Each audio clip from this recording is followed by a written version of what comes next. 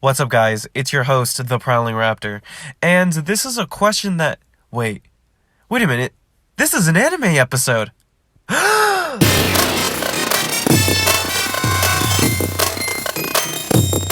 That's better. Anyway, this is a question that's already past its relevancy, but I just got here and I want to talk about it. So I've heard the answer to this, but the people I've heard it from kind of give a very generic answer, which is why I decided to do my own research and make a video. So here I am. I'm mainly discussing whether or not Ben could beat these two by transforming into them. I don't care if you think Ben is just godly and would solo both of them, no diff, but that's a question for another day. So there are two main arguments for Ben overcoming both of them. It's, well, Superman has been beaten by other stronger Kryptonians before, and since Ben would become the perfect Kryptonian, he would beat him up. Or, the Ultimatrix would not only be perfect, but he would also evolve even stronger than his base DNA, so he'd definitely be stronger than Goku if the Saiyan's DNA had 1,000,000 years of development. Well, these aren't true. Well, they are, but they don't elicit the same outcome you would expect. For this, I'm going to be using New 52 Superman for reasons which will be more apparent later, and for Goku, I'm using the anime timeline. Let's tackle how Ben would become them and a bit about the Omnitrix. So the Omnitrix was made by Azimuth, was created to bridge the gap between the different races, so that one race can walk in the shoes of another, becoming the apex of their race, the fittest and the healthiest. The Omnitrix can scan any organism and copy its DNA. This can be done passively. Once in the Omnitrix, it would give Ben the full understanding of their powers and abilities, and would also give them their instincts, although it only gives them the alien relative to his age. Ben is 16, so the alien he turns into would also be 16. The Omnitrix also has to recharge, although depending on which version he wields, elicit different results. I'm only using the Omniverse Omnitrix and the Ultimatrix for this video though. The Ultimatrix relies on energy being used. He can stay idly in a single alien for hours, but if he switches between them too fast or uses the Ultimatrix feature of Ultimate Alien for too long, it'll drain its power quicker. Although the perfect Omnitrix does not have a limit that we know of, but with the Ultimatrix he's able to become a clone of any alien he scans instead of their prime form, regardless of their age, and does not have the alien's instincts. So we'll tackle both the Omnitrix and the Ultimatrix separately.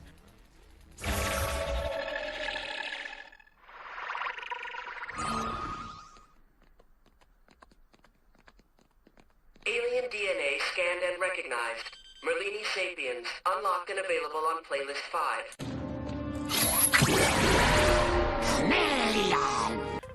Oh, I know, that's a lot of information, but it only gets worse from here, so just buckle in. Let's start with Goku first. So what is Goku? Well, Goku is a low-class Saiyan warrior. The class system for the Saiyans is determined by their power level at birth and their potential. Because of this, Goku, being born with a power level of just 2, this is also a side note, but this number comes from the special Dragon Ball Z Bardock father of Goku, and that might not be canon anymore, but it's the only number we have, so This doesn't mean that you can't go up in the class system by becoming stronger. Bardock did this, but he's a special case since he became stronger over time, therefore raising his rank. Because of this, Goku is considered a very late bloomer, having only a power level of 910 at the start of Z when he's already an adult. But why am I bringing this up? Well, since the Omnitrix turns you into the apex of their race, he wouldn't turn into Goku since Goku's technically a low-class Saiyan warrior. But then who would he transform into? Well, we have two options. He would either be an Elite Saiyan or Broly, although being an Elite Saiyan is more likely for reasons I'll explain shortly. Vegeta is an Elite Saiyan, more powerful than his father, who was known as the strongest Saiyan while he was alive. Unless you think he died after Bardock, in which case Bardock may be stronger? Anyway, we don't really have an exact power level for him besides him being arbitrarily over 10,000, since we know that's the minimum level. needed to destroy a planet in Dragon Ball, Earth being considered small. And according to Filler, he can wipe out more than one with just a swipe of his hand. Although he would be weaker than 1800 for sure, we know this because Vegeta claims he had surpassed his father's strength since he was a child, and unless you think Vegeta completely plateaued since he was a child, this is a highball. But to say what power level King Vegeta would cap at is big headcanon. We would just be safe and say he's somewhere between mid to low 10,000 to 17,999. I would say it's more likely Ben would come out in this area. Now, some of you say, but what about Vegeta? He's actually a stronger Saiyan. And Broly, he's God level. And what about Super Saiyan? And shut up. You're gonna give me an aneurysm. The reason why I didn't think he would be as strong as them is pretty simple. They're too good. Vegeta's a prodigy Saiyan, being stronger than his dad, the king. As an actual child, he could roam around the universe, overtaking planets with ease. He's a prodigy fighter, and yes, the Omnitrix would give Ben Saiyan instincts. It's a bit of a stretch to say that he would be as good of a fighter as Vegeta, who's been fighting his entire life, not to mention Goku. Let's break this down. So during the Saiyan arc, Goku had the power level of 8,000, memes aside. And at the start of that arc, Vegeta had a power level of 18,000. Using Kaioken, Goku can increase his power times the fold of Kaioken he uses. Kaioken times 2, Kaioken times 3, etc. In their beam struggle, Goku was in Kaioken times 3, making his power level 2400. He's still losing the battle against Vegeta, needing to resort to Kaioken times 4 to overtake him, and he still survives. Meanwhile, the average Saiyan, referenced by Raditz, is 1500, who is considered very weak. Meanwhile, there's this guy named Kui, and he's just as strong as Vegeta in this arc. And Vegeta can just point and kill him without a second thought. Not to mention that current Goku, who could honestly sneeze too hard and kill that Vegeta. I think that's a good range to put Ben's Saiyan transformation at. But for you guys, let's talk about why he wouldn't be Broly. Now, Broly's an absolute monster. As a baby, Broly had the power level of 10,000 with no training, just out the womb destroying planets. Vegeta had to be at least 6 to 8 years old to be stronger than his dad, and here's Broly relative to him as a crotch spawn.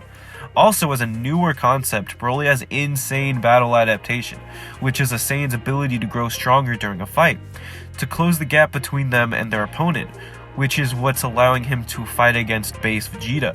When Vegeta becomes Super Saiyan, it's just too much for Broly to handle, even with his absurd adaptation. In order to overcome this, Broly puts the Ozaru, a Saiyan transformation, which transforms him into a great ape, into his base form, which cranks up his battle adaptation even higher. Even being able to do that is an insane feat in itself, because even Vegeta and Goku didn't even know that was possible. So for the Omnitrix to be able to just replicate that is not very likely at all. But what about Super Saiyan? Being the perfect Saiyan must mean he has that, right? Well, again, not really. In an interview with Akira Toriyama and some editors of his, it explains that not every Saiyan can become a Super Saiyan because they lack what's called an S cell. Granted, Ben's transformation would have sufficient S cells because he's the Apex Saiyan, they still need to be triggered. And it can only be triggered by extreme emotion. Goku's best friend was killed right in front of him. Vegeta straight up lost his will to live on a nowhere planet. Gohan had succumbed to his PTSD, and even Broly's dad, his only family, was killed on his watch. So to say that it would just have it is a big stretch. People think he would have Super Saiyan 3 because it's the Saiyan's full potential. Although because of the reasons I already said, I don't think so. You could make the argument that he would become a Super Saiyan because Goten and Trunks were able to by accident, although they are a special case for a couple reasons. Reason one is that Goten and Trunks are evolved Saiyans. Being born without a tail drastically increases their power and potential. This is such a grand increase that when training against a rusty Gohan, who has more potential the entire last generation according to Goku, he was still able to keep up. Reason 2 is that they aren't just Saiyans, they're also part human, which what makes them be more emotional, which is needed for the Saiyan transformation. And also, this is just headcanon, bear in mind, but it is often accepted that when they were conceived, Goku already being a Super Saiyan and Vegeta, who was on the verge of becoming one, had crazy amounts of S cells already inside of them that they just passed down to Goten and Trunks. Not only that, but according to Whis, turning Super Saiyan is actually a mutation, which is something that's specifically locked by the Omnitrix. So, would Ben beat Goku? No. He gets absolutely smashed. Even if you gave him the highest ball you could and say he becomes Broly, it still wouldn't matter, because he would come out as a 16-year-old Broly. That's not enough to beat Goku. But what about the Ultimatrix? What if he becomes Ultimate Goku? Does that change anything? Does copying Goku's exact DNA give him the W? Does becoming the Ultimate Saiyan clutch this bet? Shut up, bitch! Okay, but seriously, no, it doesn't. But for different reasons.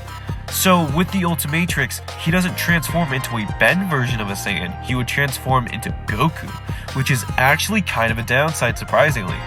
So, Dragon Ball characters' powers come from their ki and their ki control. Also, with years of training under various masters, it's very hard to access Goku's powers. There's a really good example of this happening in the second arc of Z. So while on Namek, this alien called Captain Ginyu has the power to switch bodies with people. So after he realizes that Goku is a lot stronger than him, he switches bodies with him. When he first measures Goku's full power, he's well over 100,000. But when Ginyu takes over his body, he can only use 23,000. Ginyu knew how to use ki, and he was only able to use less than a fourth of his power. There's absolutely no way that Ben, who's never even heard of ki, would come close to this power. But what if he uses Ultimate Saiyan? So to do this, the Omnitrix would take Goku's DNA and put it through a million years of hell, the worst case scenario. Goku's DNA is over here like Doom Guy fighting in hell for a million years, but that still doesn't matter. You see, Goku's actually billions of years old relative to Earth. When Goku trains on King Kai's planet, the planet itself has 10 times Earth's gravity, and when training there is considered to be worth thousands of years in just 158 days. Not only that, but Vegeta trained at 450 times gravity, which would be well over millions if not billions of years. Then he gets even higher forms of training by Whis, not to mention that in ultimate form, Ben still wouldn't know ki control, and even if they were at the same level, Goku has adaptation. He still has his powers, his experience. There's just no way for this Doom Guy Goku to bridge the gap of inexperience. Again, I'm not saying Ben would or would not defeat Goku as himself with all his aliens. All I'm saying is that he's not going to do it as Goku. But if we all think about it, if we all put aside our preconceived biases and look at the problem as unbiased and fairly as possible, I really believe that we can all come to the same universally agreed notion. That the Animaniacs would solo both of them with a backhand. Okay, bye guys. So you may be wondering, where's Superman? Well, Superman has a lot of raw lore behind him, and this video is long enough, so that'll be a separate video. Remember to like and subscribe.